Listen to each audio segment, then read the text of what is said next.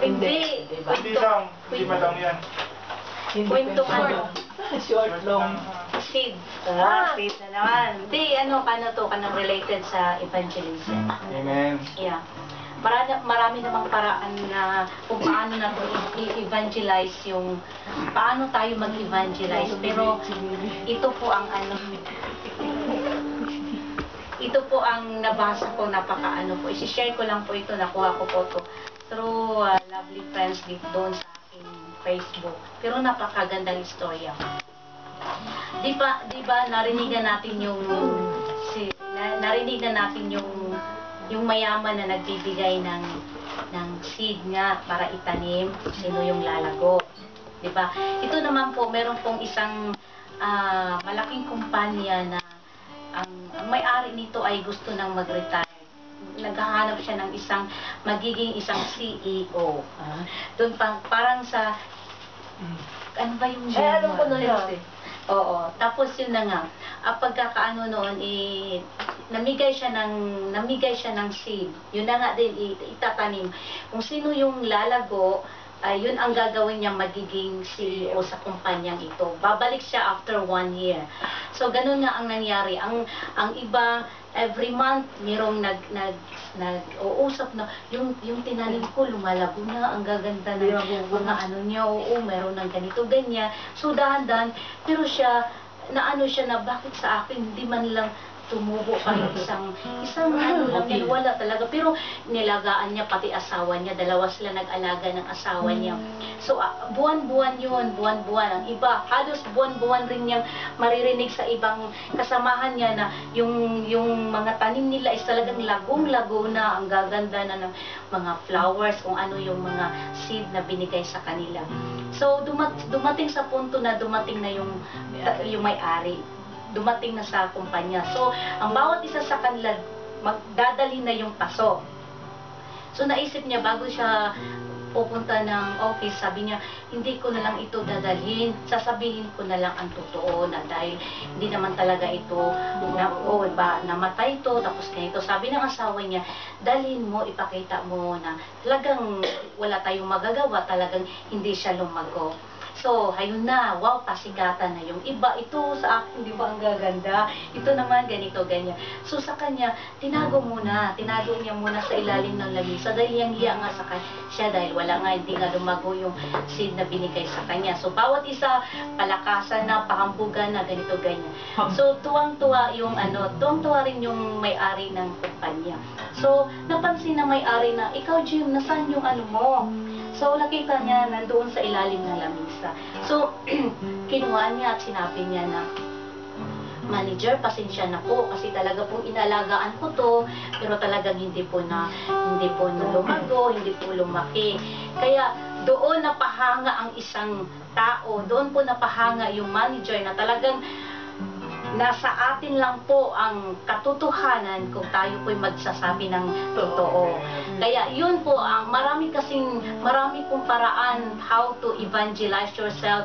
Yung sa tao namang nakuha ko ng good moral is talagang yung honesty niya. Yung honesty naman niya is pinapakita niya through evangelism. Wala man siyang maipakitang lumago, pero sa kaibuturan ng kanyang puso, nandoon pong evangelism na pinapakita niya sa katotohanan, honesty is the best policy. So, siya po ang nagiging CEO. Kaya, kung dapat po tayo, kung gusto natin magiging CEO kay Lord, dahan-dahan po natin ipakita ang ating ability, dahan-dahan po tayong lumakad na maging honest, but before that, wala naman po tayong lakas minsan na, Lord, meron po tayong pang-iisip na minsan yung meron tayong kahinaan. So, ito lang po ang masasabi ko sa inyo na apart from Him, we cannot do natin, alam natin yun. Pero talagang, if we rely on God na talagang, Lord, I surrender it to you, Lord. Fix it, Lord, itong kahinaan namin. Talaga pong gagalaw po si Lord sa buhay natin. Yun po ang evangelism na basa ko sa akin. 2 weeks ago,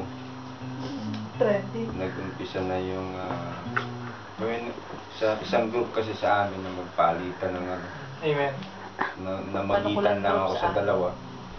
And then, umabot ng more than 836 comments. comments. Amen. So, ito yung matagal na pinagagawa sa akin ng Panginoon na hindi ko magawa. Amen. At napakabuti po ng Panginoon. Kaya, almost 2 linggo na habang ako nagtatrabaho, ako biglang lulot na lahat ako naiyak. Hindi dahil Hindi, may mga taga sa amin. sinisisi ko, hindi dahil ako'y inaano ko yung aking sarili. Hindi. Naisip ko na, oh Lord, bakit ko nagawa or bakit hindi sa pagsisisi. Parang nanghihinayang ka lang na napapahiya ka sa harap ng Diyos. Kung isipin mo yung tubig alsan kasi, instead na kagalitan siya nung ama, hindi siya kinagalitan eh, pinaghanda pa siya. So nung magbalik tayo sa Panginoon, almost one month ago na sinabi ko nga doon na down ako, pero doon pinakita sa akin ng Panginoon, dumating yung dead end na pinapag-aralan natin and after noon. Sabi ko, mapapahiya ka kasi yung karunungan ibinigay sa'yo, hindi mo magamit dahil doon sa katigasan mo. Ngayon na binigbigyan ka ng pagkakataon para lang, pagbabasa mo, naandyan na eh. Nangyayari na. At yung isa, sabi ko wala akong binabanggit na religion. Nagbabase ako sa Bible. Amen. Lahat tayo mahal ng Diyos. At lahat tayo ay nais hanguin ng Diyos sa anumang ating kalagayan. Baon naman natin, depende sa level ng ating spiritual. So, nirespeto ko lahat ng relihiyon, hindi ako babanggit ng relihiyon. Magbabase tayo word by word. Sabi ko, ano yung isa na maraming darating na Antichrist. Sabi ko doon, ang Antichrist hindi lang yung tatayo na isang nagsasabi against sa Panginoon. Ang Antichrist, sabi nga doon, ang Diyos ay salita. So kapag hindi mo in-accept yung isang salita ng Diyos, it is against sa Panginoon. Kailangan magtama yan. Hindi naman lahat. Kung binigyan tayo ng depende sa atin, hihingin natin yan. Level by level, ang mahalaga, nabigyan ang lahat na naunawaan. Kasi yung na yun, ang alam ko, isang group, parang buong bayan namin, parang ang dami na pating. At ako pinagpapasalamat sa Panginoon.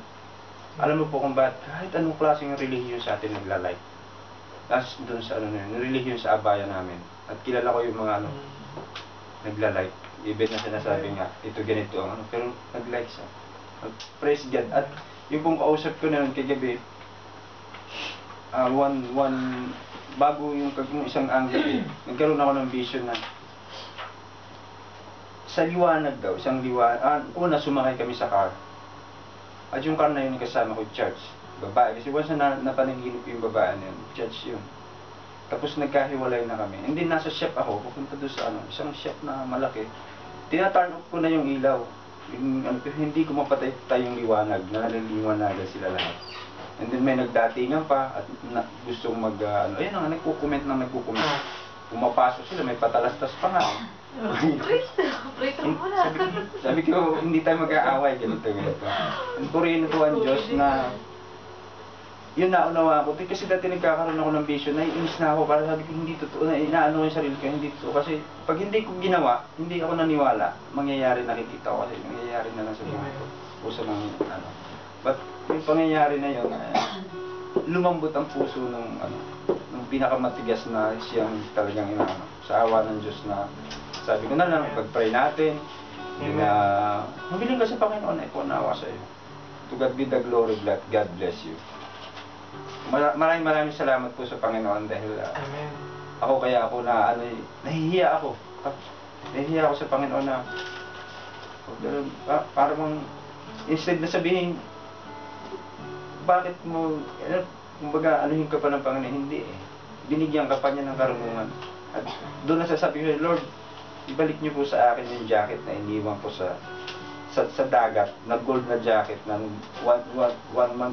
year ako dito, nung nagkaroon ako ng yung jacket kong suot, iniwan ko doon sa dagat habang inaano ng alon. Yun ang inaano ko sa kanya na ilagay niyo ako doon sa mababang even na small, simpleng word niya, hindi ko alam kahapon ng spelling eh. Tinatanong ko doon sa dalawa po. Ganyan po si Moises nung bago siya gamitin ng Diyos, si Moises scientist eh. Si Moses ang Diyos ng paraon na ipalit sa kanya, number 1. Pero 40 years siyang dinala ng Diyos sa wilderness, ang wala siyang kausap doon kundi yung tupa at mga kambing. Kaya nung pagdating na ihaharap na siya sa paraon, hindi na niya masalita, hindi na siya marunong magsalita. Kaya sabi niya, gusto niyang Panginoon, bakit tayo po gamitin? Ganun din ang ginawa Apostol Paul na yung karunungan mo, kailangan ano mo sa Panginoon. At maraming salamat po sa Panginoon. At sa chance pong ito, nagpapasalamat po ako. To God be the glory po. Amen.